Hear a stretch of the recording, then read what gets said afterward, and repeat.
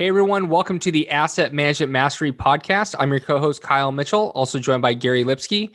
This segment is focused on educating operators, building better systems, and becoming a best-in-class operator. Also be sure to check out our Facebook group, Asset Management Mastery. All right, today on the show we have Perry Zhang and Ed Sittler. Welcome guys, how you doing? Good. Hey, thanks for having us. Yeah, absolutely. Thanks for being on. If you guys can start by telling the listeners a little bit more about yourself and what you currently do. Yeah, so my name is Ed. I live in Dallas. I moved here about a little over 2 years ago from San Francisco, where I used to be a paralegal. Quit my job to focus on real estate full time when I moved out to Dallas. Just kind of jumped right in. We joined a mentoring group, and we've done two deals so far as sponsors. Yep. And my name is Perry Zhang. I am currently an engineering manager at Lyft, being at Lyft for about 5 years. Before that, I was at Twitter, and then before that, I was at Amazon. I started syndicating about 2 years ago, and right now I have more than 1,000 doors and syndicated 2 deals with 580 units. Thanks for joining us today, guys. Let's talk about your $1.4 million CapEx budget on the 172 unit in Dallas. What projects did you want to tackle first and why? Yeah, so on that one, I mean, there was a ton of work to do. So the first 2 most important ones were definitely the roof, because that actually got damaged in a hailstorm, like literally a day or 2 after we went under contract. So that was obviously just like critical to make sure there weren't leaks and, further damage. So that was like priority number 1. That was covered by an insurance claim. It was a whole thing, another story for another time. And then probably the second biggest priority was foundation repairs, because there were 4 buildings, probably about 20 or so units that were essentially not habitable. The owner had rented them out probably just to get occupancy up when they were selling it. But I mean, they were like disaster. So that was basically second priority, just literally getting 20 down units online, just getting the foundation repairs done. After that, it was moving on to like a lot of the curb appeal stuff, exterior carpentry, paint, landscaping, signage, parking lot resurface. Those were our first priorities. Nice. And so, probably you had to deal with the lender. So Perry, talk to me about working with the lender on some of these, high priority items. What were the roles, some different players involved in this process played? Yeah, absolutely. So Ed is boots on the ground. He helps get bids, track the progress, and does quality control. The property management company actually is the one usually going out and get the bids, because we try not to do it ourselves, because as soon as we do it, we want to manage others and influence others to do that. We also have Brandon Martinez. He helps us get some of the CapEx and large bids as well, and he also helps manage some of the projects. Brandon is a big help because there were so many projects. We try to do a lot of things at once, and he had a large kind of a contact list of contractors when we're starting out. So because this is our first deal in Dallas, he was very, very helpful. Ed also works with the lender on the withdrawals. So we have an asset manager from Arbor, our lender, and that is an ongoing conversation of this is how much we've done and so on. Then we take these bids, also go to Citygate, which is our property management company, the accounting team, to say, hey, this is what we've done, and can you send the withdrawal requests? So these are kind of the players in the whole process. Nice. And Ed, talk about some of the sequencing of the projects. Mm-hmm. Yeah, so, like I mentioned, the roof and foundation were the 2 like critical, must-dos right away. So those we pretty much started like day 1. Before we closed, we already had gotten bids and basically had the contractors lined up. So like literally within a day or 2 after closing, we were like moving on those. They still took longer than we expected, of course, but that was the priority. So in terms of sequencing, those were the first 2. We did parking lot actually probably too soon, because we did like restriping and everything while a bunch of this exterior work was going on. And then by the time it was all done, like you basically have to restripe again because it was all scuffed up. So that was a mistake for sure. In terms of other kind of mistakes in sequencing, I would say gate repairs was another big one that we didn't do soon enough. The previous owner had done a lot of the fencing and gating, but they never finished it. And so it was always like on our plate, but we sort of kicked the can down the road on that. And then in retrospect, we realized like gates are super important, especially for like a C-class property. You can get a lot of vagrants and, stuff that you don't want on the property. That was a lesson for sure.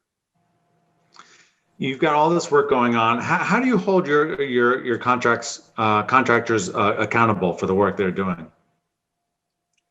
Yeah, so I mean that's a big one. Obviously, part of it is just making sure you don't pay them up front, of course, right? Usually they'll want like 50% down or something like that up front, but certainly never pay the full amount until you've done a good inspection. Make sure everything is as expected. We've had a lot of instances where we had to go back and have them fix things, and usually if they're a decent contractor, they're upstanding, they're going to be cool with that. They know there's always going to be things that were not necessarily perfect the first time around, so that's reasonable.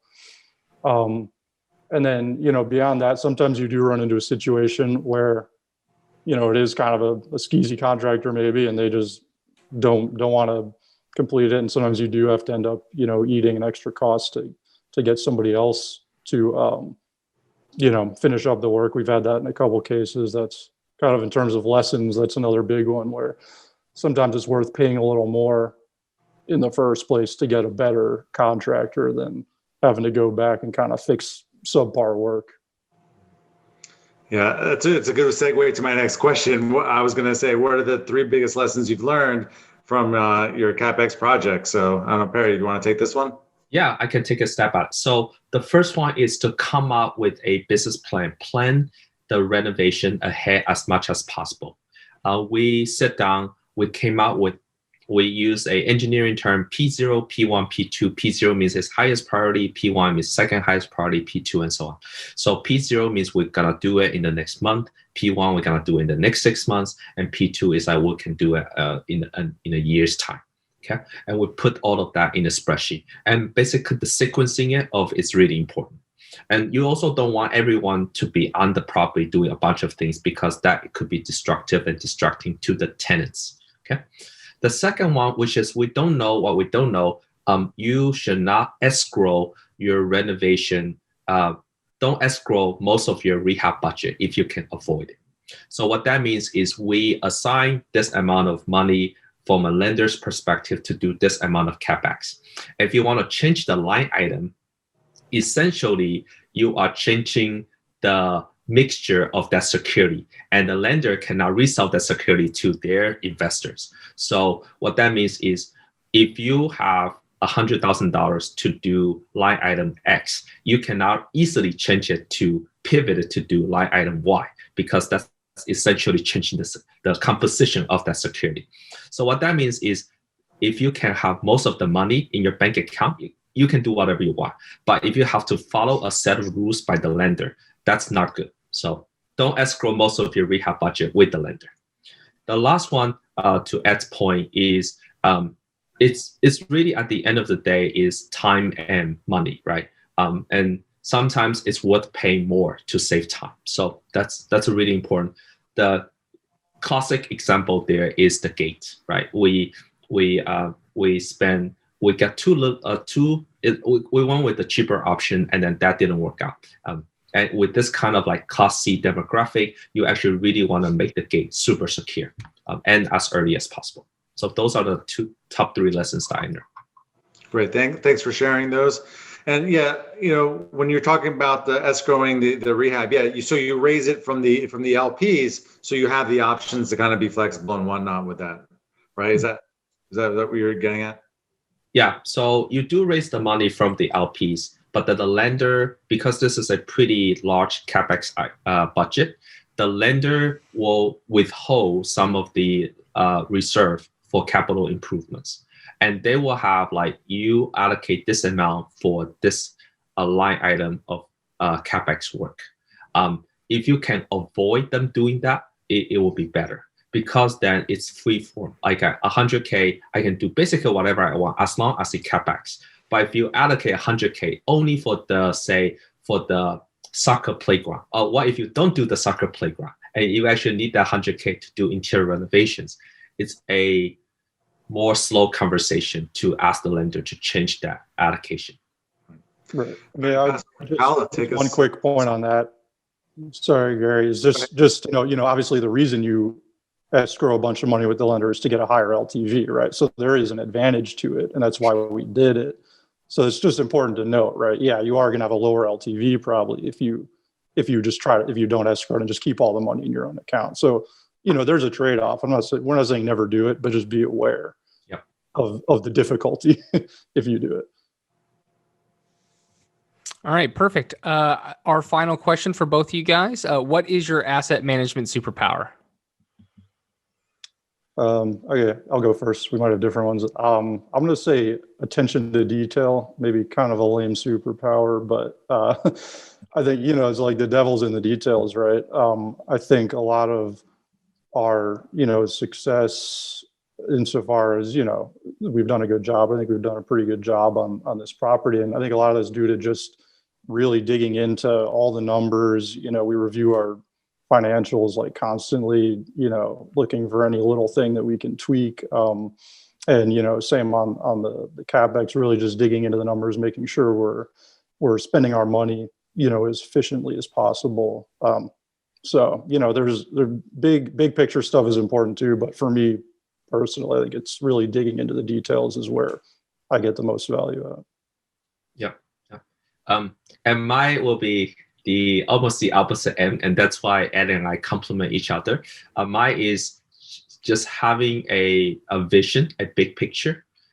So we this is what we want to do, and this is what we want to achieve. I think about more of a strategic planning, and we want this property to speak to our values. So we want to do what's best for the tenants and so on. So for example, I don't mind spending money on making the leasing office really, really good. It's a C-class property, but it's actually a B-class like leasing office. So having that vision is really important because we have the end in mind.